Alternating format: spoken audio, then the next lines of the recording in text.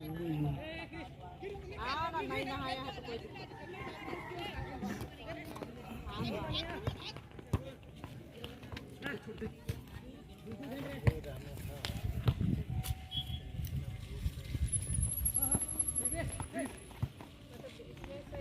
खिलाड़ी छाटना है। हाँ, जो थोड़ा बढ़िया है।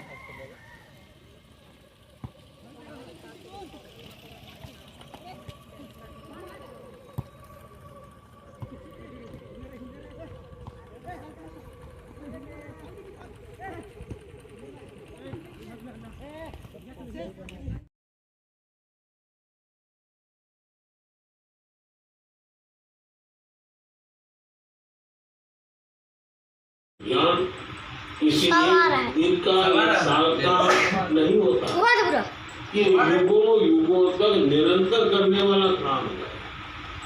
वो जब तक हमारा स्वभाव बन जाए स्वच्छता, तब तक करने का काम। मेरा आप सबसे आग्रह है, आप अपने परिवार, दोस्तों, पड़ोसियों या सब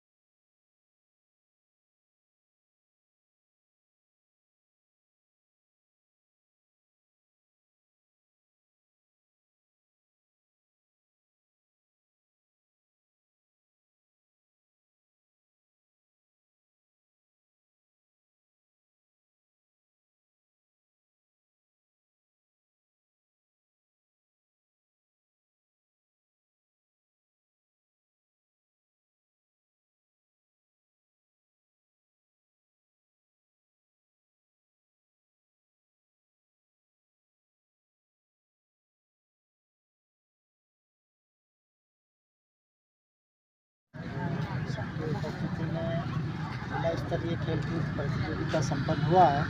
आप लोग अंतिम फाइनल में आप लोग पहुँचे हैं, इसके लिए आप सभी को बहुत बहुत बधाई और शुभकामनाएं हैं। आप लोग इस खेल में खिलाड़ी चयनित हुआ है ना? ठीक है, टीम भी आगे तक पहुंचा, इसी की बात है, लेकिन खिलाड़ी अब तक चयनित किए हैं। ऐसे खिलाड़ी जो चयनित हो गए हैं उन लोगों से संपर्क करेंगे और फिर आगे का एक टीम उन लोगों को बनाएंगे। तो टीम कहीं ना कहीं यहाँ भी एक बार खेल सकता है और फिर प्रांत को भी भेजेंगे। जिसका भी टीम में चयनित हो गया है, उस सिलेक्शन में जिसका भी नाम आ गया है, वो पूरा जाने के मना स्थिति में रहना चाहिए, है ना? अगर हम लोगों का सिलेक्शन किया हुआ आदमी में से अगर एक दो लोग नहीं जाना चाहेगा तो फिर गुमला जिला का टीम खराब हो जाएगा, है ना? बिगड़ जाएगा और उससे क्या होगा कि आगे निकलने में ज़्यादा दिक्कत आएगा। इसलिए सभी टीम से 2 आदमी 3 आदमी 4 आदमी ऐसा सिलेक्शन हुआ है। किसी भी टीम से नहीं हुआ ऐसा नहीं है। फिर हम लोग बताएंगे कौन कौन है, हम लोग को बताएंगे, है ना? तो सबका नाम नंबर तो लिखा हुआ है ना, उस टीम उस आप लोग जो सूचित में है उसमें नाम नंबर है, उसके माध्यम से अच्छा है। निवासी कल्याण केंद्र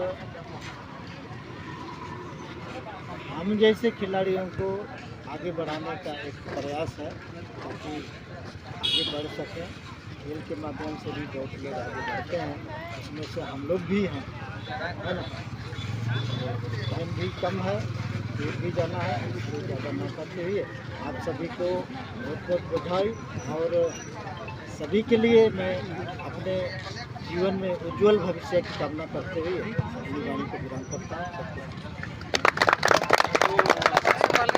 बहुत अच्छा खेल रहा, तो चंद शब्दों आज हम लोग का निवासी कल्याण केंद्र के तत्वाधान में फुटबॉल 1 दिवसीय फुटबॉल टूर्नामेंट का आयोजन इस गुमला कॉलेज मैदान में किया गया था, जिसमें आप सभी प्रतिभागी लोग उपस्थित हो पाए।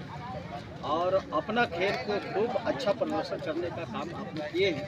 और आने वाला समय में यह खेल के माध्यम से आप लोग अपना ज़िंदगी को सुंदर करने का आप लोग का प्रयास है।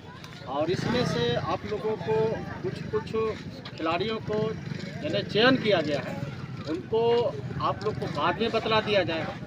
और यहाँ से जिला से जो हम लोग का खिलाड़ी लोग जाएंगे वो पूरे टीम में रहेंगे, ताकि एक दो भी व्यक्ति अगर इधर उधर हो जाते हैं तो हम लोग का टीम जो है वो शेड्यूल खराब हो जाए। इसलिए आप लोग जाने के मूड में शुरू से बना करके रखिएगा। और बीच बीच में आप लोगों का कभी यहाँ खेल का थोड़ा प्रैक्टिस होगा तो उसमें भी आप लोग जो है प्रैक्टिस करने का प्रयास कीजिएगा। और प्रैक्टिस रहेगा तो आने वाला दिन में हम लोग सुंदर करते हैं। इसलिए कि जिला में कई जिला के लोग रहेंगे तो सारे जिला के लोग अपना अपना प्रैक्टिस करके आएंगे, इसलिए हम लोग को भी प्रैक्टिस करना जरूरी होगा। और प्रैक्टिस अच्छा रहेगा तो आने वाला दिन हम लोग का ज़िंदगी उज्जवल होने का समय भी रहेगा और सफलता की ओर हम लोग धीरे धीरे बढ़ेंगे। एक चंद शब्दों के साथ में आप सभी लोग जो प्रतिभागी जो आए हैं हम लोग का ये सीसे टीम और इधर तकुंदा ये टीम जो आए हैं, आप लोग को हमारे ओर से खूब सुंदर आप लोग का खेल देख करके हम लोग का मनमोहनीय है। आने वाला दिन पूरे जिला के टीम लोग भी आएंगे तो आप लोग पूरे जिला टीम में भी आप लोग शामिल हो पाएंगे। और इसलिए आप लोग को बहुत बहुत धन्यवाद हमारी ओर से और पूरे निवासी कल्याण परिवार की ओर से आप लोग अच्छी तरह बहुत धन्यवाद देते हुए मैं अपनी बात समाप्त करता हूँ। खराब हो गए अब हमारे जितने और हमारे गार्जियन और जो देख रहे हैं तैयारी प्रसाद गुप्त आपने वनवासी कल्याण आश्रम के प्रति सजग और कर्मठ कार्यकर्ता के रूप में हमारे बीच हैं। वनवासी कल्याण केंद्र के तरफ से एक दिवसीय फुटबॉल प्रतियोगिता का आज आयोजन किया गया, जिसमें आप लोग सिलेक्ट हुए हैं और जिनका सिलेक्शन हुआ है आपको ज्ञान है कि बाद में बता दिया जाएगा। आप लोगों को बताया गया कि आगे जाने के लिए यहाँ से अभ्यास करके जाना, ताकि वहाँ भी हम लोग पूरा जिला की तरफ से विजय हासिल कर सकते हैं। तो आप लोग अपने अपने सहयोगी और एक काम आप लोग को सौंप रहे हैं। आप लोग अपने अपने राजस्व ग्राम में एक युवा क्लब बनाइए, जिसमें कम से कम 30 लोग रहेंगे। ठीक है, उनका उम्र रहेगा 15 बरिस से लेकर के 29 बरिस तक का, याद रहेगा ना। आधार कार्ड से चेक कर लीजिएगा और उसमें देखिएगा कि 15 बरिस से नीचे नहीं होना चाहिए और 29 बरिस से ऊपर नहीं होना चाहिए। इसी बीच वाले लोगों का एक ग्रुप बनाइएगा अपने अपने राजस्व ग्राम में। जितना जल्दी हो सके, मोटा मोटी हो सकता है 1 आध सप्ताह के अंदर आप लोग अपना अपना बना लीजिएगा और बना के और मोबाइल नंबर सर जी लोग का है, आप खबर कर दीजिएगा कि टीम बन गया है, तो हम लोग आपके गांव में जा कर के विधिवत उसका उद्घाटन कर देंगे और उसके बाद उसका रजिस्ट्रेशन करा देंगे सरकार के यहाँ। तो आप लोगों को प्रत्येक साल 25-25 हज़ार रुपया आप लोग के खाता में आएगा। ठीक है, खेलने के लिए, खेलने के लिए। तो आप लोग इतना काम कर सकेंगे अपने अपने गांव में जाकर के। ये रिव्यू विलेज में करना है, जैसे एक राजस्व ग्राम में 8 को 10 को टोला रहता है ना, तो वैसा नहीं करना है। एक राजस्व ग्राम में एक ही क्लब बनाना है।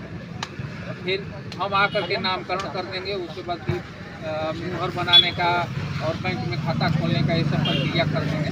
उसके बाद सरकार के यहाँ रजिस्ट्रेशन करा देंगे। आप लोगों को हर साल 25,000 रुपये आए, तो इतना कर सकेंगे 1 सप्ताह के अंदर। ठीक है, अब अपनी बाड़ी को विराम देता हूँ। उससे पहले सामने आएंगे उप विजेता, पहले उप विजेता होता है।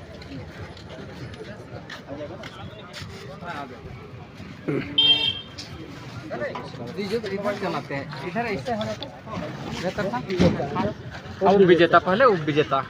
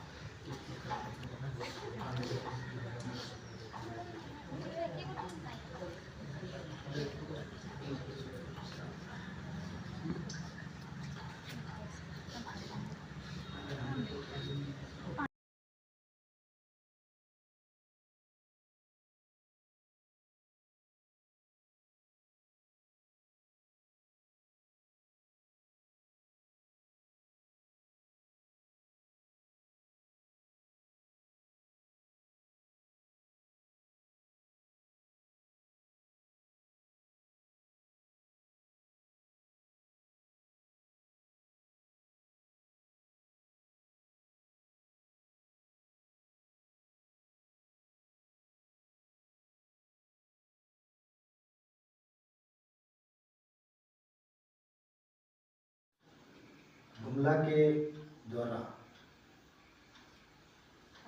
कार्यक्रम आयोजित किया गया है। इसमें स्वभाव स्वच्छता, संस्कार स्वच्छता, ऐसा एक ध्येय वाक्य लिखा हुआ है।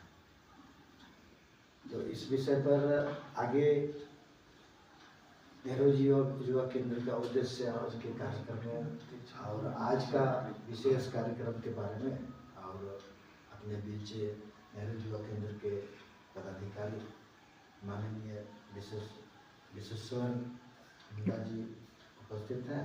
तो मैं आग्रह करता हूँ कि आपको कार्यक्रम का आग्रह है और वनवासी कल्याण केंद्र के बारे में भी थोड़ा जानकारी फिर मैं बाद में।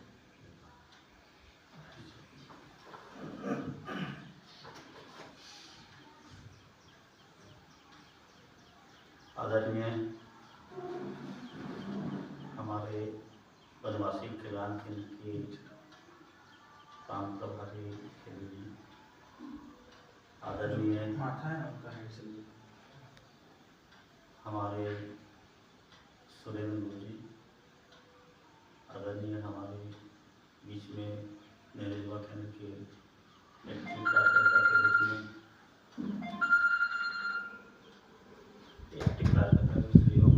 गोस्वामी और आप लोग सुदूर गांव से आए हुए मेरे प्यारे प्यारे बेटियों, ये आज आपके इस सर्वे आश्रम के प्रांगण में एक स्वच्छता का कार्यक्रम किया जा रहा है। तो हम लोगों ने बहुत पहले से सोचा था, हमारे सुरेंद्र जी ने कहा कि आप एक बार आइए, वहाँ भी एक बार देख लीजिए, वहाँ भी कुछ कार्यक्रम करें तो अच्छा होगा। हमारे दूर दराज गांव से हमारे बच्चियाँ रहती हैं। अच्छा, ठीक है, बड़ा अच्छा चीज़ है। सभी आश्रम से तो हम पहले से भी जानकारी रही है और हम काफ़ी आप लोगों के बारे में हम चर्चा करेंगे। तो ये जो हमारा कार्यक्रम है, ये हमारे देश के प्रधानमंत्री श्री नरेंद्र दामोदर जी मोदी जी का एक संकल्प रहा है। उन्होंने ये किया है कि जब तक हम लोग स्वस्थ नहीं रहेंगे तब तक हमारा देश आगे नहीं बढ़ेगा। और उन्होंने इसको एक स्वच्छता पखवाड़ा के रूप में 17 सितंबर से लेकर 2 अक्टूबर तक इन्होंने इसको घोषणा किया। और उसी का जागरूक के लिए हम लोग गाँव-गाँव में, प्रत्येक गाँव-गाँव में जाके हर ये में ये पूरे देश में 738 जिले हैं। 738 जिलों में ये अभी हमारे NYK का कार्यक्रम जो चल रहा है 738 जिलों में चल रहा है। और 738 जिलों में ये 17 तारीख से लेकर के 2 अक्टूबर तक ये प्रोग्राम चलेगा। तो उसी का एक इकाई के रूप में 738 जिलों का एक इकाई के रूप में हमारा ये गुमलावी है। और इन्हीं के ये में हम लोग एक कार्यक्रम को कर रहे हैं। तो सबसे पहले देखिए, अगर आप लोग बच्चे हैं, पढ़ रहे हैं, कॉलेज में हैं, तो किसी प्रोग्राम का थीम, किसी प्रोग्राम का परिभाषा, किसी प्रोग्राम का उद्देश्य उसी का हेडिंग में ही छिपा हुआ रहता है। इस पर सबसे पहले आप लोग गौर कीजिएगा। जब कहीं भी आप लोग पढ़ेंगे, कहीं भी जाएंगे, कहीं भी पार्टिसिपेट करेंगे, तो वो प्रोग्राम का थीम, प्रोग्राम का उद्देश्य उसका जो शीर्षक में ही छिपा हुआ रहता है। यानी ये हमारा एक कॉमन सेंस लगाया जाता है। अब यहाँ लोग कहेंगे स्वच्छता पखवाड़ा, स्वच्छता व्हाट इज, मैंने थोड़ा सा इंग्लिश नहीं बोलते हैं, व्हाट इज स्वच्छता पखवाड़ा, फोर्टनाइट, क्या है वो, एक मन में आता है। तो जैसे यहाँ पे देखिए, इस ये में लिखा हुआ है स्वभाव स्वच्छता, और यह है संस्कार स्वच्छता। स्वभाव मतलब क्या था, हमारा आचार विचार व्यवहार, हम बड़ों के प्रति कितना आदर सम्मान करते हैं, छोटों के प्रति कितना आदर देते हैं, हमारा एज ग्रुप के साथ हम लोग किस तरह से व्यवहार करते हैं, उसमें स्वच्छता होनी चाहिए। स्वभाव स्वच्छता, मेरा स्वभाव, उसको हम लोग सोच करके हमको सबके प्रति एक दृष्टिकोण जो होती है उसको एक स्वभाव ये करना पड़ेगा। तो स्वभाव को, अगर ठीक है मेरा स्वभाव कुछ अलग है, लेकिन हमको उसको थोड़ा सा बदल के एक स्वभाव के, तो उसी को ये कहा जाता है जिनका स्वभाव अच्छा रहता है, उसी का ही आदमी गुणगान करता है। किसी भी गाँव में, अरे फलाना बेटी का अच्छा स्वभाव है, गुमला में पढ़ रही है, बहुत अच्छी है, अच्छा सबसे मिलती है, अच्छा बात करती है, अच्छा ये सबको आदर करती है, वो क्या एक स्वभाव होता है, समझ है ना। उसी प्रकार से संस्कार स्वच्छता। अब आते हैं हमारा संस्कार के ऊपर। संस्कार कहाँ से आए, अब तो बहुत कोई से ग्रेजुएट ये हैं, बहुत PG कर रहे हैं, बहुत इंटर में हो गए, लेकिन संस्कार क्या है, हमारा संस्कृत से लेके संस्कार और संस्कार से लेके संस्कृति, ये हम लोग का परिवर्तन होते गया। क्योंकि पहले जितने भी हमारा जो देव भाषा है, जितने भी हमारे ग्रंथ लिखे गए हैं, चाहे वेद पुराण, जितने भी गीता, सब संस्कृत में लिखे जाते हैं, लिखे गए हैं। कभी आप लोगों को पढ़ने का मौका मिल रहा होगा या यहाँ पे होगा। गीता लिखिए संस्कृत में था, रामायण लिखिए संस्कृत में था। हमारा 4 वेद हैं, जान रहे हैं वेद कितने प्रकार के होते हैं, 4 वेद होते हैं। ये चारों वेद हमारा संस्कृत में लिखा हुआ है। तो इसलिए संस्कृत को एक देवभाषा के रूप में कहा जाता है। जितने भी ब्राह्मण लोग पूजा करते हैं संस्कृत में करते हैं ना। तो ये हमारा एक देवभाषा है। ये वहीं से संस्कार जो आई है, वहीं से संस्कृत से संस्कार और संस्कार से हमारा संस्कृति। घर में स्थित श्रीमान विश्वनाथ जी, श्रीमान सुरेंद्र गुप्त जी, अमन गोस्वामी जी और सबरी आश्रम कन्या छात्रावास की सचिव माननीय श्रीमती चंपा देवी जी और सभी आश्रम की सभी बहनें, कोई भी कार्यक्रम का जिस तरह से अभी बताया गया, कोई भी कार्यक्रम को करने के पीछे का कोई उद्देश्य रहता है, एक कार्यक्रम का विशेष महत्व रहता है। इसको समझने की आवश्यकता हम सभी के लिए होना चाहिए। लगेगा कि हम लोग बैठ गए हैं, कुछ बोला जा रहा है, सबका अपना महत्व रहता है और कार्यक्रम को लेकर के कुछ उसका एक निचोड़ निकलता है, उस पर हम सभी को ध्यान देने की आवश्यकता है। कार्यक्रम हो गया, ख़त्म हो गया और मेरा काम पूरा हो गया, ऐसा नहीं। इस कार्यक्रम से कुछ सीखना चाहिए और आगे बढ़ना चाहिए, तभी कार्यक्रम करने का लाभ हम सभी को मिलेगा। जिस तरह से नेहरू युवा केंद्र एक सोच को लेकर के काम कर रही है, अच्छा सोच है। इससे पहले भी परिचय हुआ है, बीच में कई अधिकारी भी इधर उधर हो जाते हैं। एक बार पहले भी यहाँ लोग आए थे और सभी आश्रम की बहनों को टूर में ले जाने का एक बात हुआ था। हम लोगों ने नाम भी लिखे थे, लेकिन पता नहीं किसी कारण से फिर वो स्थगित हुआ होगा, नहीं हो पाया। और आज खुशी लग रहा है कि अपने ही बीच के आप पदाधिकारी भी हैं, हम सब के अपने हैं, इसलिए आग्रह है कि आगे भी हम सब से मिलना जुलना होते रहे और जो संभव हो हम लोगों से भी आपको कुछ आवश्यकता पड़ेगा तो निश्चित रूप से सहयोग करेंगे और आपका नेहरू युवा केंद्र का सहयोग छात्रावास को भी मिले, ये मैं अपेक्षा करता हूँ। राशि कल्याण केंद्र के बारे में थोड़ा सा जानकारी, बेसिक जानकारी, नेहरू युवा केंद्र के साथ में अपने बहनों को भी बहुत जानकारी नहीं रहता है, इसलिए मैं थोड़ा सा परिचय के रूप में कल्याण आश्रम का परिचय के रूप में बताता हूँ।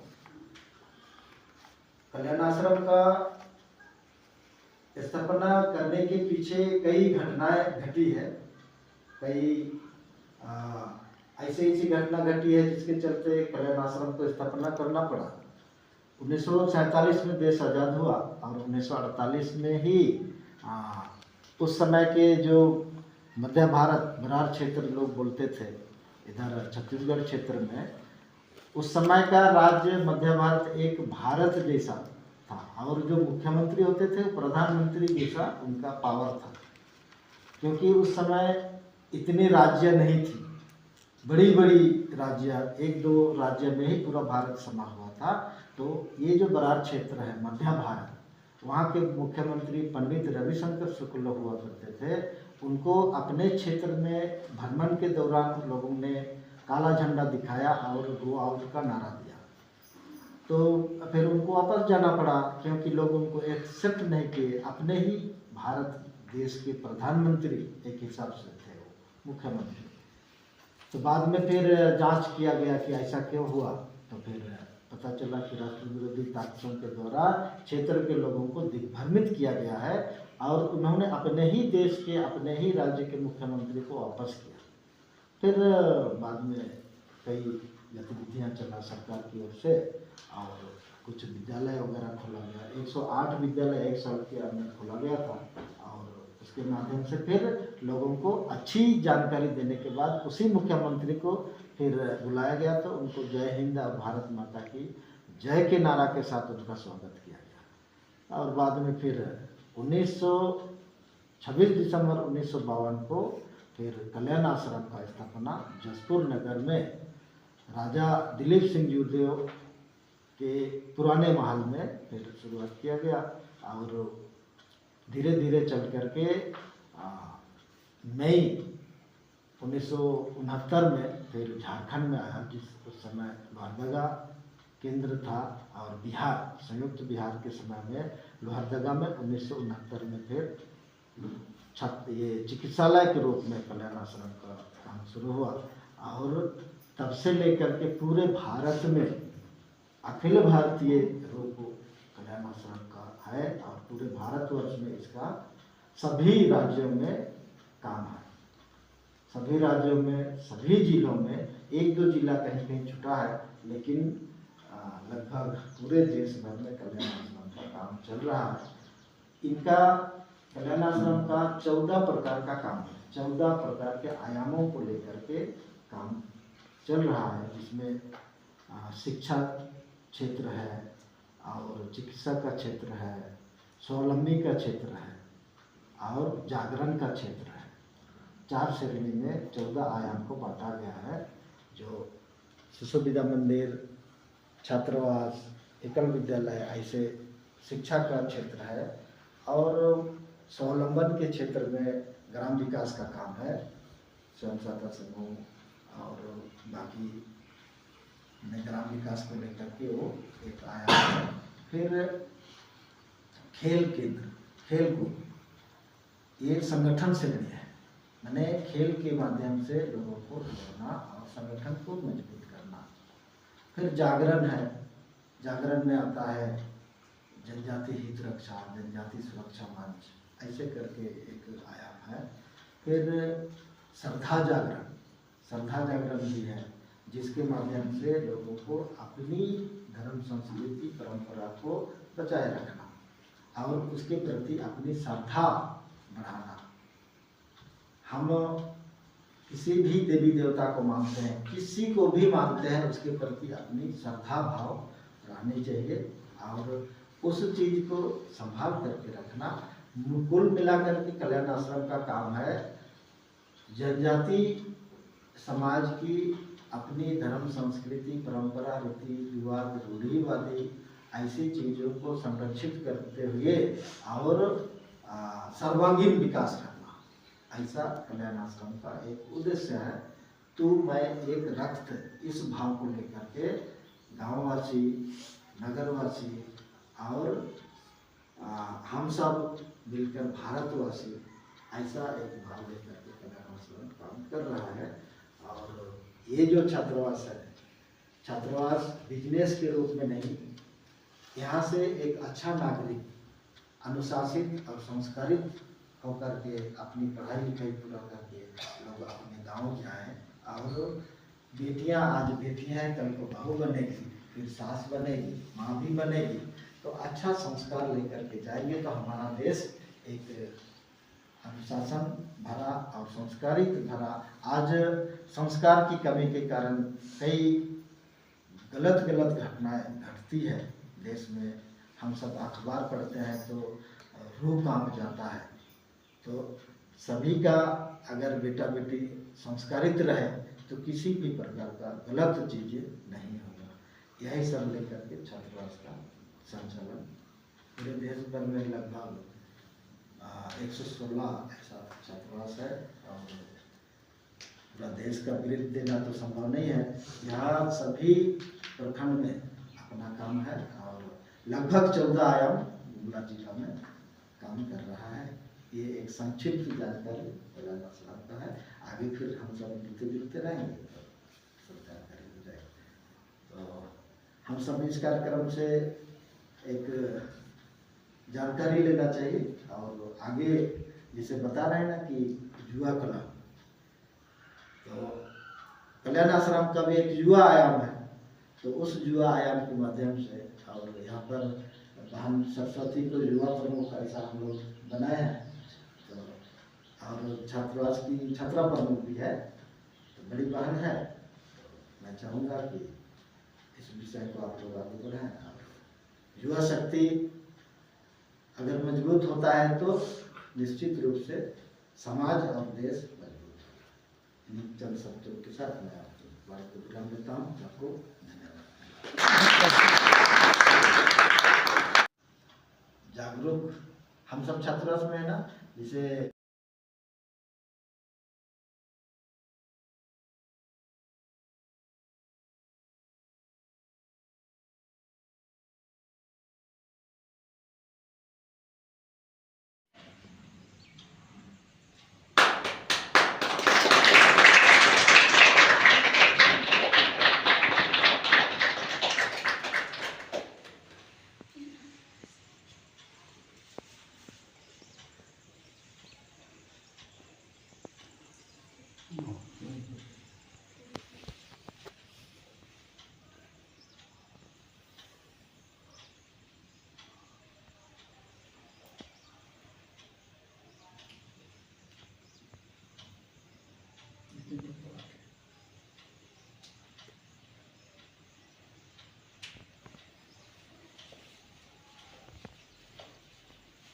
ठीक है।